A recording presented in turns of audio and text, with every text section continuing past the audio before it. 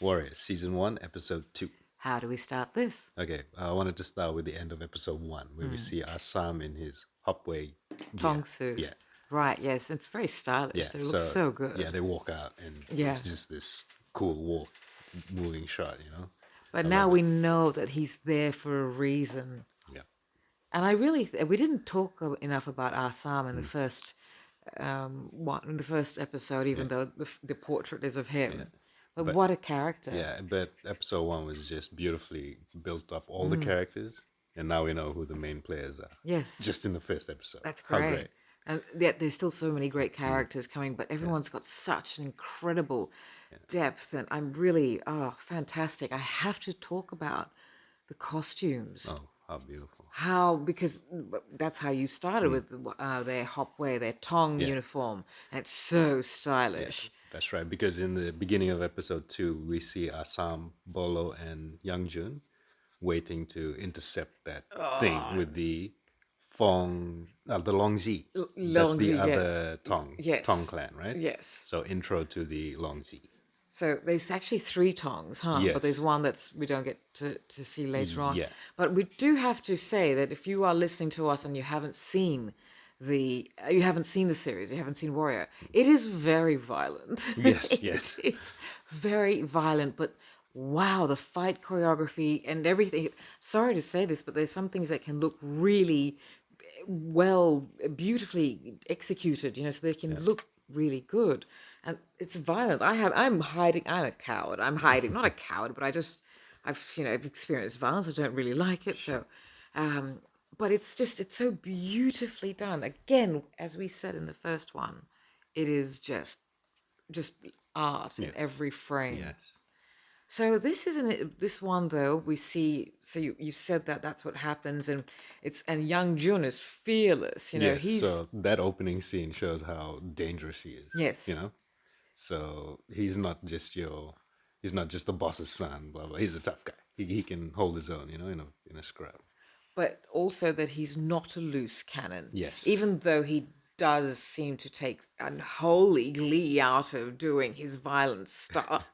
But it's all just some sort of poetic license or creative license, which is what the scary thing about depicting violence in an art entertainment way and how people view it. Not everyone views it as just entertainment that should never be made real. Yeah. That's what's scary because, anyway, it is very violent, but it's also so beautiful and the story is so rich. Yeah. Any key moments that have stood out for you in this one?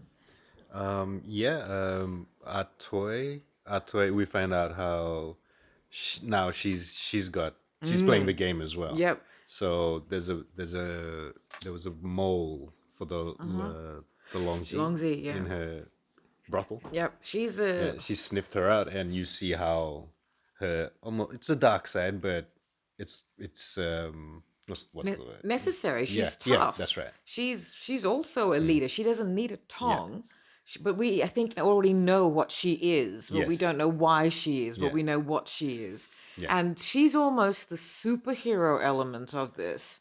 And Ah Sahm is the real life fantastical hero.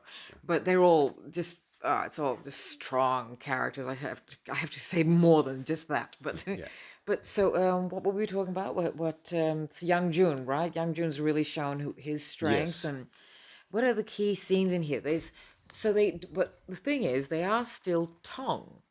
It's all still power plays. Everyone. It's not just the whites and the Irish, and it's within the Tongs, and Yes. then we see other things happening. And now we know that Mei Ling, she's actually got something going on with the white world, and Yep.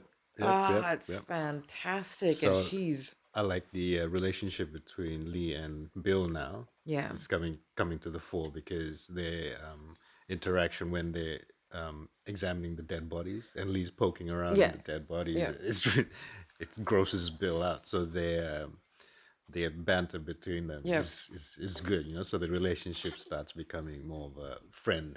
Yes, but that's what they like to Yeah. believe it, because Lee becomes just more shiningly this epitome of white malehood in comparison to Bill's just middle of the road, just no principles of his own, Yeah. but has some, but no wider principles, but just all about family and blah blah blah. But yeah, he's a cop, he's a policeman, so he will protect everybody, but he hates them.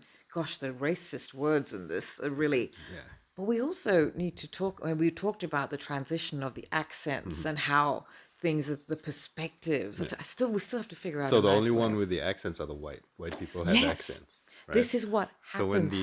the Asian people are speaking English, they're American. The accents are So American. the So they're othering, yeah, the whites are othered in this yeah, beautifully. Yes. Because they're the ones who sound exotic to America. Yeah. They're all speaking in English and Irish accents. Whereas and the Southern yeah, Georgian accent. yes, You know, the Chinese, well, they're all American and Chinese and English actors like Andrew Koji, who plays Ah Sahm. He's British, Japanese.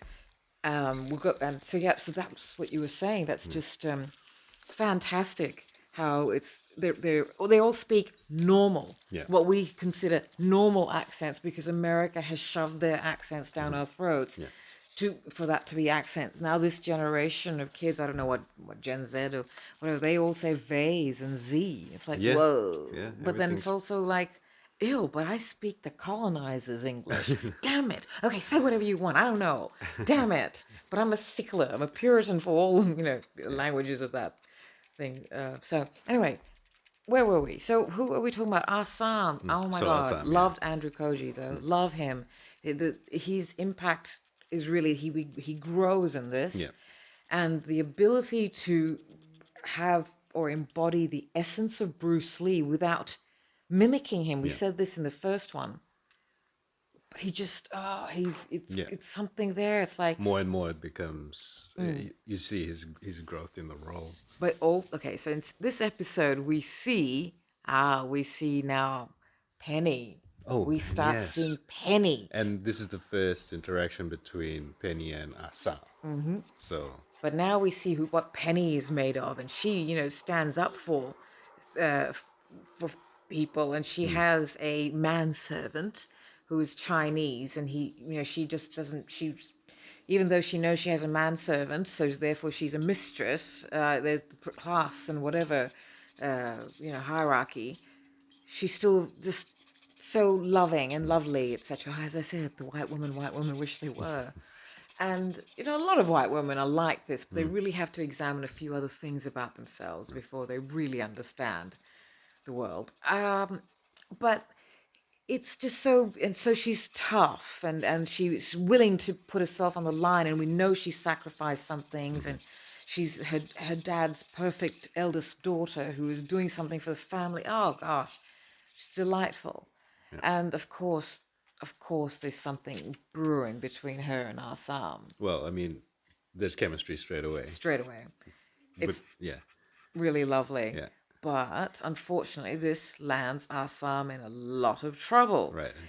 And there's a lot of logical things here. So the first person to the scene where Ah Sahm has come to rescue Penny, because Penny is the heroic white woman who is just walking normally in the world with her employee. Jacob is his Anglo name, his Chinese domestic help, manservant they call.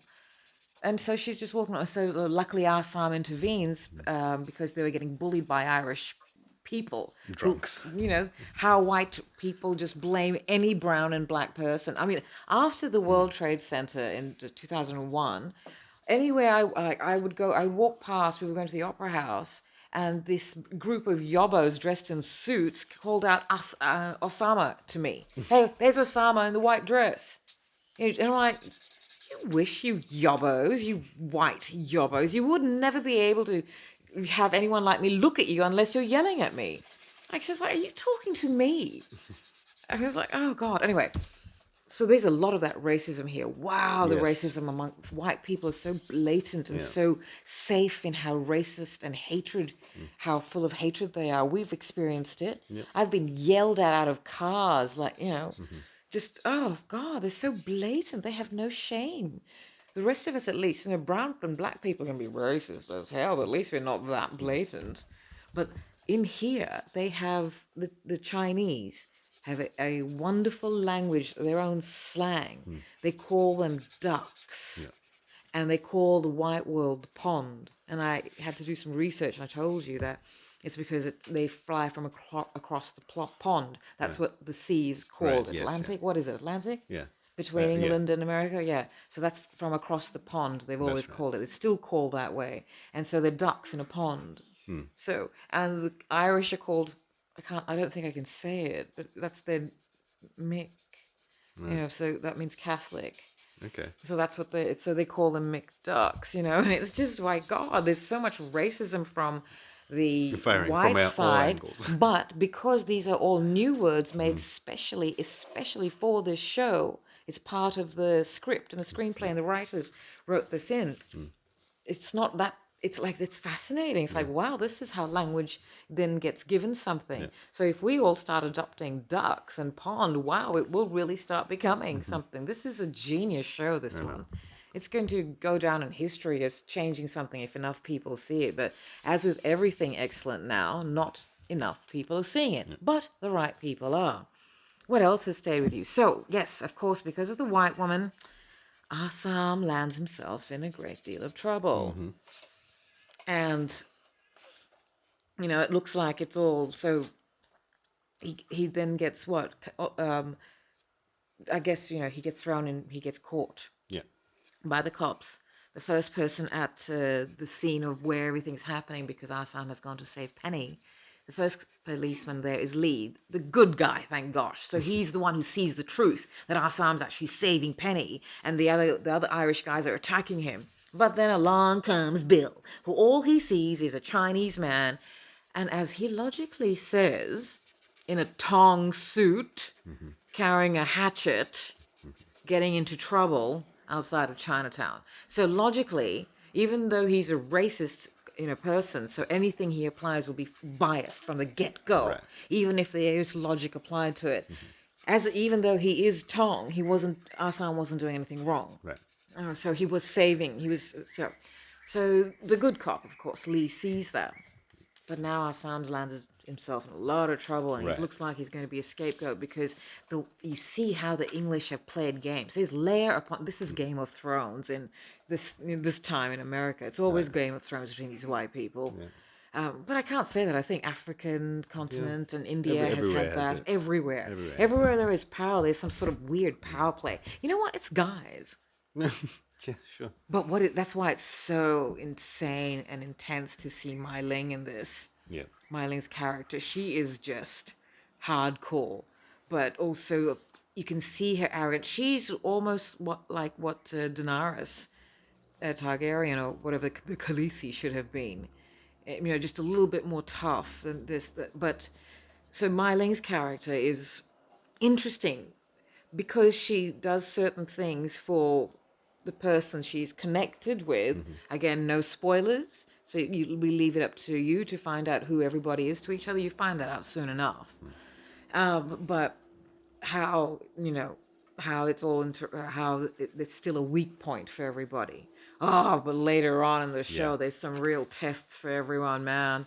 Wow, what a chilling show.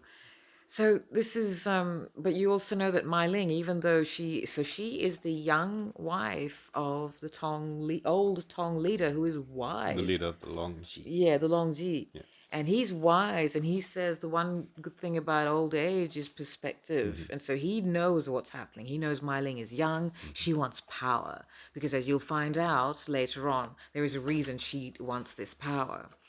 And that's why she landed in America. It's, so the older guy, the older leader, he knows that he lets Mai Ling lead and speak for him. He trusts her, and she has love for him. So there's no, even though she is a young woman, so she's doing her Sub-Zero. This is where Sub-Zero comes in. Gosh, he's good in this. Yeah. He's so stoic, but he loves her so much. I want to slap him a little. He's not a doormat. He just trusts her. Yeah. And, but he also knows her. So that's why he's a little bit scared of her, yet knows he needs to be there. He gives her humanity. Yep. Sub-Zero, Li Yong gives Mai Ling humanity. It's beautiful. He's a great character. Yeah. Yeah, but they're all just so good. So she does have respect for her old husband. So I like that she's not just some cold-hearted person that is trying to do something. You know, I mean, she does unfold, and she's quite strong in her evil. So if you've got to be, there's always that trope that just because she's woman, she's always going to be a certain, you know, always going to. But because women are, we are expected to be more compassionate because of the womb, because we get invaded to fertilize and to create life. The body of a woman gets invaded. So we've also got to have compassion for things that are invading us, otherwise we'd kill them all the time. You know, so we've got to learn to have compassion. But then also that can make a woman extremely cold, and she needs to be. Anyway, this is all just fantastic characters. So Ah Sahm lands in jail. Right. And this is where, you know, Bill, and not, this is a really interesting point that they do, the writers. Why does Bill get to be the recipient of the knowledge that Ah Sahm speaks? American English. Yeah. You know, American. How, why not Lee? Ah Sahm still pretends not to know. And this is the other good thing. All these Asian origin actors, I mean, they're all American, Canadian, you know, British. Yeah. So they've all got the accents of those countries. So the one thing that happens is when they're speaking English from a white ear, or white hearing, so that's when they have accents. Yep. When the white person is listening to them. And so everyone's got accents then. Everyone's got a solid accent of someone. There is no American accent happening in this show then when the Asian characters are not speaking. And it's the coaching they must have gone through to have to learn how to speak accents of ancient, you know, not ancient, but old days of ancestors of their origin. You know, of Chinese. It's to make sure you don't speak Japanese accented. Yeah, that's right. You know, oh my goodness, because I think the actress who plays Mai Ling is Filipino origin, ancestry. So it's you know, they'd have to be like all these different countries have different accents. But it's so good. Yeah, I know. I love it in Ah Toy. When Ah Toy speaks in English to an white ear, it's great, the accent. You know, but when she speaks, when it's the Chinese, you know, characters, then everyone's speaking just normally, how we think is normal, just American. American. Then all their real accents sort of come out, and they're just, it's terrible to say this. It's all white accents. Yep. How dare we attribute whiteness to these accents? It's because it's like how we sound white to people. Why I've got a job on the phone, you know, a photography job or whatever, on the phone. It's like, yes, sweet. Oh my God, Dusk, you're so cool. You know, blah, blah, blah. But until they see me, it's like, oh, I didn't think you'd be brown and old. It's like, oh, fuck you. Jeez, white girls pretending to be women. Oh my goodness me. Anyway. So that's it. This is a good. So who are we focusing on? Oof, who are we focusing on this one? Yang Jun is cool in this. Yeah. He shows some real power in this, and he shows some compassion, but he also shows loyalty to the Tong, and he will not go against his father. But he was like, "Oh man, I had a friend. Yeah. I like this." So there's a lot of tough, loyal people, and people who they're all cold, and everyone's got their own back, you know, everyone's just, but they also show compassion for each other. They know that it's every person for themselves. What is this one called? There's no Chinatown in the Bible. Yeah. So, and what is the slogan for this show? This isn't China, it's Chinatown. Wow. That's right, yeah. And so this is all based on true stories. So I'm going to do a deep dive of the police on this one, because the Chinatown Squad was, as you said in the last one, was formed around this time. Yeah. And it's just, seeing this, it's the most beautiful artistic retelling of history. Yes, with, you know, a lot of creative license, but that's how we like to see things, because we want to be, what is it? Entertained? Anyway, it's beautiful. Thank you for listening.